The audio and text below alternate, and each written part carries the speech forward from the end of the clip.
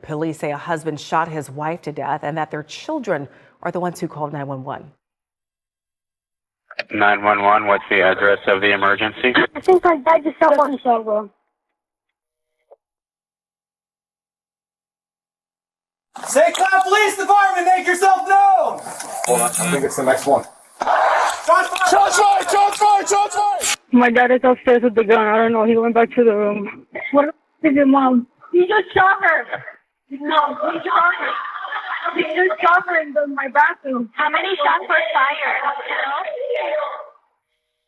He's got a rifle, okay? He got a rifle? As far back as you can go. Oh yeah, he's in the hallway. He shot the drone. Hold back! Come on, come on. Help me! I don't want to die! They did not get a chance. They didn't have to fire their weapon, and they were able to take a suspect into custody in such a volatile situation. Out! Put your hands out! Don't move! Let it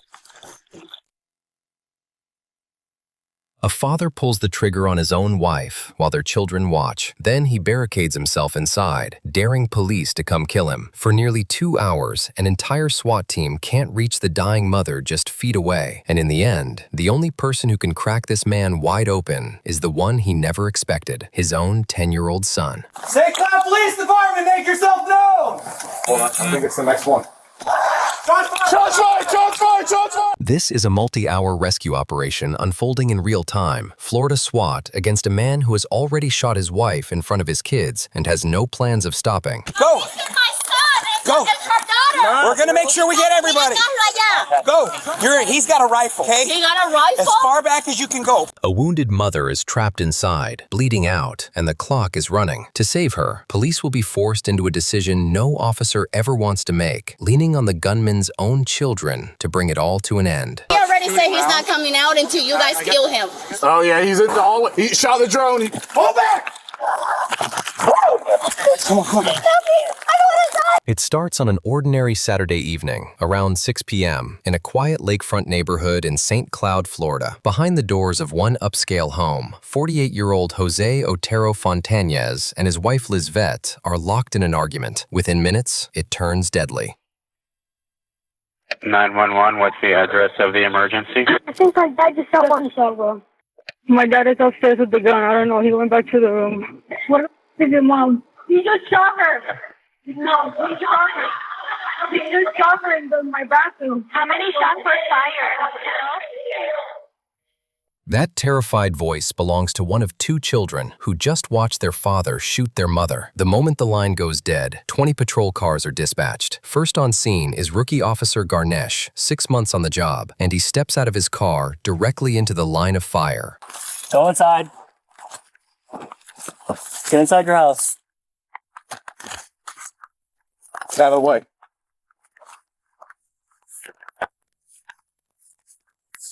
Ganesh, hold there.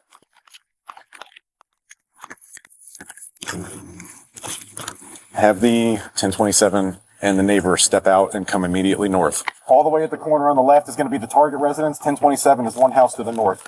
One house towards us. Garnesh and his partner take cover roughly 70 feet from the house. Backup floods in fast. More units. K-9. The home surrounded from east and west. Taking command is Sergeant Patrick Manx, nearly a decade on the force, a Hero of the Year award, and a reputation for putting himself between danger and the innocent. With a critically wounded woman somewhere inside, Manx knows time is the enemy, so he gambles on a bold plan, never imagining the trap waiting on the other side of that door. The plan is simple to say, and brutal to pull off. Hit the shooter fast, get the kids and their wounded mother out, and let no one, civilian or cop, get hurt. But Jose isn't planning to surrender. He's planning to lure them in.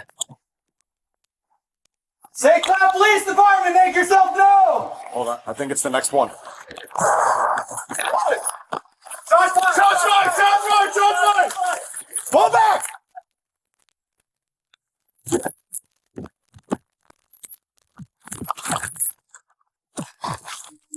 Sorry, can you make sure I don't have any blood on me anywhere? Because he's shot at me. I didn't feel anything, but all right. A round tears into the door, missing Manx by less than an inch. As his team scrambles back to cover, a new problem stares them down. The south side of the property, opening onto a park, is still wide open, but crossing to it means exposing themselves to every window in the house. Manx has no choice but to throw out the plan and start over.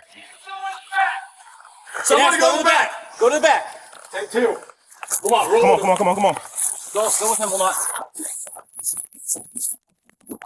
Then the cavalry arrives, full SWAT, a sniper, and a drone operator. For the first time, Manx has a real chance to box the shooter in, but the deadliest job of all, covering the back of the house, lands on the rookie. Officer Garnesh is about to face the most dangerous moment of his career. Backyard's fenced off. There's a fence back here. Just making sure they got him up there. It's fenced off back here. That's me. 51.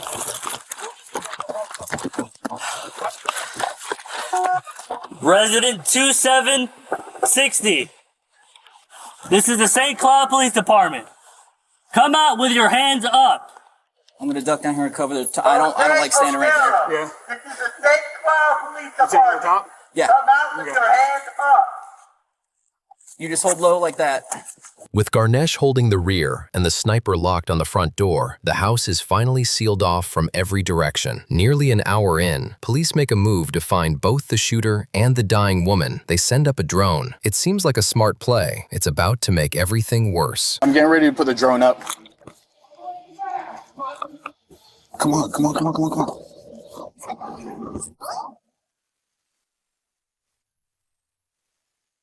You see him? Oh, yeah, he's in the hallway. He shot the drone. He's all the way down the hallway with a light going on a rifle. It looks like a rifle. Don't worry about it.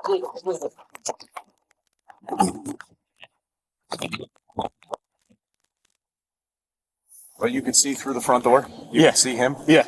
The drone finds him, and he blows it out of the sky. Now he's more agitated than ever, and there's still no sign of the children or their bleeding mother. Then officers catch movement near the home. In seconds, everything erupts. Sending people from the house just north, down the street towards ULT. LT, they're sending people our way. Collective, don't let anybody leave. Mike, it's coming. Come on. Get it, go. Over here, come on. 264 Nautilus being evacuated. Stay right here, buddy, stay right here. Go. We're gonna make sure we get everybody. Go. Get behind the cars, get behind the exit. Come on. You're not going to. Stay with me. Stay behind this.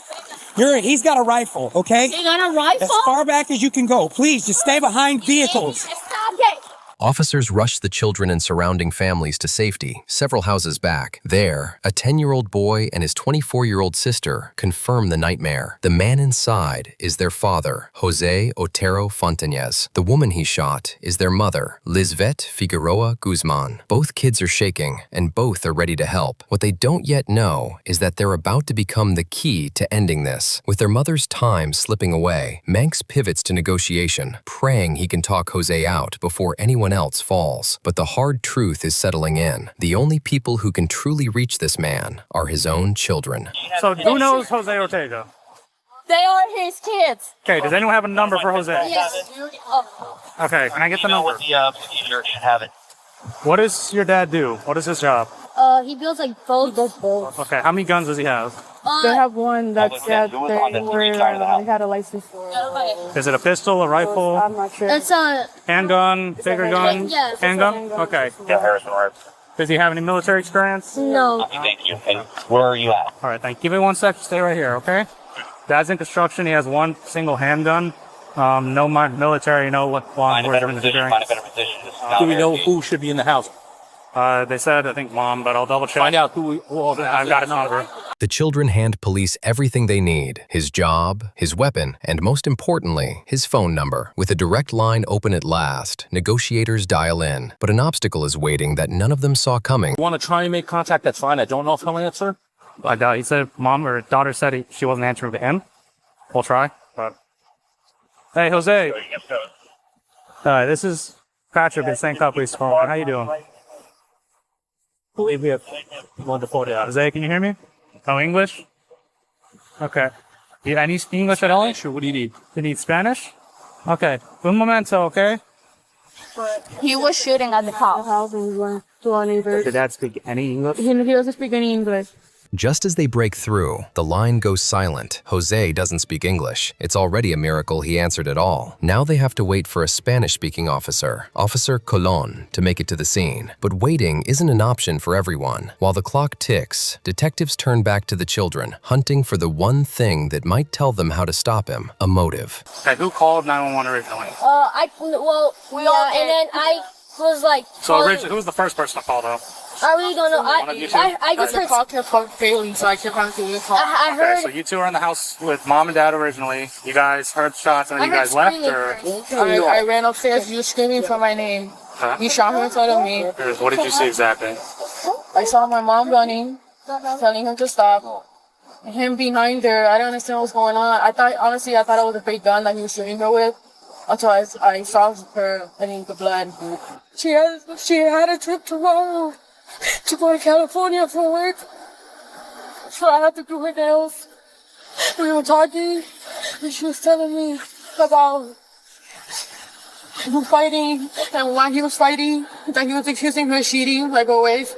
The daughter lays it bare. This wasn't a sudden snap. It was weeks of obsessive jealousy. Jose had convinced himself Lizvette was having an affair with her boss, and the paranoia consumed him. He'd been stalking her, even hiding recording devices around their home. And that tells detectives something chilling. A man who would shoot the mother of his children over a suspicion they can't even confirm will be nearly impossible to reason with. But they have to try anyway. Roughly an hour and 15 minutes into the standoff, Officer Colon finally arrives. As he picks up the line, he has no idea Jose is about to make every officer question what's even real anymore. Jose, can you hear me? Jose? José, no oye. Dímelo. José, soy oficial Colón con el Departamento de Policía de San Clau. ¿Tú estás bien? ¿Nada? ¿Tú estás bien? Yo estoy bien, sí, ¿qué pasó? Ok, pues, ¿qué es lo que está pasando adentro? Take some deep breaths. Not some stress. Okay? Yeah, I just take a breath. ¿Quién más está dentro de la casa contigo? Un nene pequeño aquí. ¿Un nene pequeño? Saying he has a child with him inside. Okay, how old is the ¿Y child? cuántos años tiene el nene? 10. ¿Y cómo se llama el niño de 10 años? Sí, ok. Ok, José, ¿tú puedes caminar hacia afuera de la casa, donde nosotros? ¿Para qué? ¿Para que me cojan? No es para que te cojamos, es para hablar contigo sobre lo que está pasando porque no sabemos. Jose's story makes no sense. He claims the gunshots officers heard came from his television, even though they watched him fire. Then, he insists his 10-year-old son is still inside with him, the same boy who escaped with his sister just moments ago. Whether he's lying to manipulate them or has lost his grip on reality, no one can tell. Negotiators don't argue. They keep coaxing, keep talking. But 20 long minutes later, the answer is clear. Jose is not coming out. The strain is showing on everyone, the officers, and out on the street, Lizvette's children and friends, who know that every minute lost is a minute she may not have. As tempers flare and negotiations stall, Manx quietly begins preparing for the worst. Jose is getting restless. A violent confrontation may be unavoidable, and whatever happens next has to thread an impossible needle, save the victim, keep every officer alive, and take Jose in breathing if they can. There's nobody else in there. I promise you. I just need somebody to get there. She's bleeding. But take a breather. Just take a breather, okay? She's bleeding on me upstairs. And the longer it takes it, the less the chance she has. However, think of it like this, right? Let's say he brought one of his buddies and had him away in there, and if he did, right? We don't know that for sure. If he could have, and if say he came along, he was coming in. I understand that, but we don't know that. Everything we base off of start sending officers to save her, now they die, it's going to be a whole other battle just to get her out now. The roles are set. Every officer waits for the signal, surrenders, or storms the house. But Manx is no longer the one steering this. The next move won't come from a sniper, a negotiator, or a SWAT breach. It'll come from a child. Jose keeps ignoring the police. His daughter tries calling him herself, begging him to give up. No answer. Then his 10-year-old son dials, and this time, Jose picks up. Father and son talk for several minutes before the line suddenly drops. No one knows exactly what was said, but moments later, Jose calls the police back with something nobody expected to hear. José, ¿me oye? Oficial Colón otra vez. Ok, ¿estás bien? Sí. ¿Por qué tú...? Yo me voy a entregar. ¿Te vas a entregar? Sí, voy a salir, me voy a entregar. Ok, José, hazme caso. Cuando salga para afuera, sal con las manos arriba, ¿ok? ¿Tengo la pistola aquí? Deja las pistolas ahí mismo. Yeah, vas a salir por la puerta de frente sin armas, sin nada, ¿ok? Si te puedes quitar la camisa, mejor todavía. Against all odds, Jose says he's ready to come out. The whole scene goes electric. Officers locked in from all sides, the sniper trained on the door, everyone holding their breath. But no one can be sure, is this surrender or one last ambush? Only wager on verbals. Only wager on verbals. Stay off PA once he makes his exit. Stay on zero. It's a safe spot on the department. Come out to the front door with your hands up. Face away from me! Stop! Face away. Stop! Hey, Dinesh, get it off!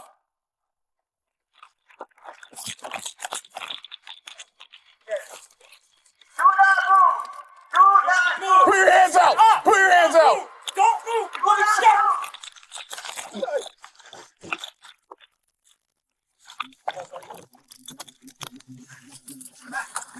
Get up. Get up.